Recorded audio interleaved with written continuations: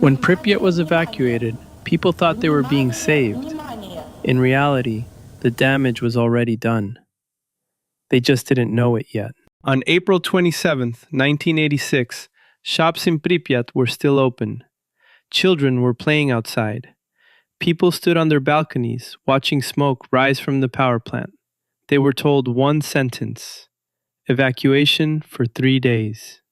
It was a lie. The evacuation began 36 hours after the explosion. By that time, residents had already received significant doses of ionizing radiation. The authorities knew. They stayed silent. About 1,200 buses entered the city. People were ordered to take only documents and basic necessities. Clothes stayed behind. Photographs stayed behind. Pets stayed behind. Windows were left open. Food remained on tables. People left believing they would return. They never did. This was not a rescue operation. It was a mass displacement without a plan. Residents of Pripyat were scattered across Ukraine and Belarus. Villages, schools, dormitories, abandoned military barracks. Families were separated. People arrived in unfamiliar places with no jobs, no homes, no future. And most importantly, they were marked. From Chernobyl. The Soviet government wanted two things. One, to avoid admitting the scale of the disaster.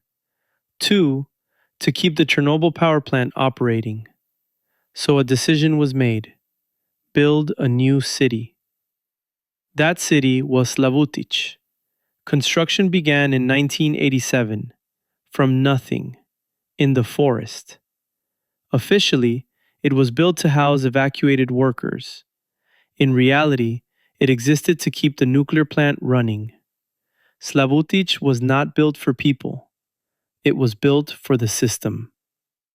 The city was presented as modern, but it was a synthetic place without roots. Its residents were former Chernobyl plant workers, their families, and people no other city wanted. They were given special status, special documents, special identification cards. It didn't help. Elsewhere, they were seen as dangerous. Children at school were called radioactive, contaminated. Parents told their children not to play with them. Young women hid where they came from. Men struggled to find work. People who did nothing wrong became social outcasts. Many turned to alcohol. Alcohol wasn't entertainment, it was medicine. People believed it could wash away radiation. It couldn't, but it dulled fear. At the same time, officials spoke of a successful relocation, of managed consequences, of a controlled situation. In reality, medical care was minimal. Long-term studies were restricted. Statistics were hidden. People were left alone. Slavutych became a city without a future plan. People lived there not by choice, but because they had nowhere else to go. They were not treated as victims. They were treated as a problem. People started to get sick, fatigue, immune disorders, thyroid problems. Then came the pregnancies. Women who were already pregnant during the evacuation gave birth months later. Some children were born healthy, others were not. Birth defects increased, developmental disorders appeared. Cancers followed years later. The state did not acknowledge responsibility. Families were told not to panic. Doctors were instructed to avoid linking conditions to radiation. Statistics were classified. At the same time, social isolation began. Evacuees were labeled Chernobyl people, radioactive, contaminated. Children were bullied at schools. Families were avoided. Some were refused jobs. They were treated not as victims, but as a risk. Alcoholism rose sharply among displaced men. Depression became widespread. Suicides increased. The community that once existed in Pripyat was gone. In Slavutych, people lived close together, but felt completely alone. The government gradually withdrew.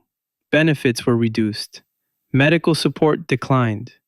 Attention moved elsewhere. Chernobyl became a past problem. But for the people who lived through it, it never ended. Years later, many evacuees said the same thing. The explosion destroyed the reactor. The evacuation destroyed their lives. Not immediately, slowly. Chernobyl did not just contaminate land, it erased futures. Slavutych still exists. Its streets are quiet. Its history is rarely mentioned. But every apartment there carries the same origin. A city built not because people wanted to live there, but because they had nowhere else to go. This is the part of Chernobyl that does not fit into numbers, or reports, or trials. It is the part that followed the survivors home, and it never left.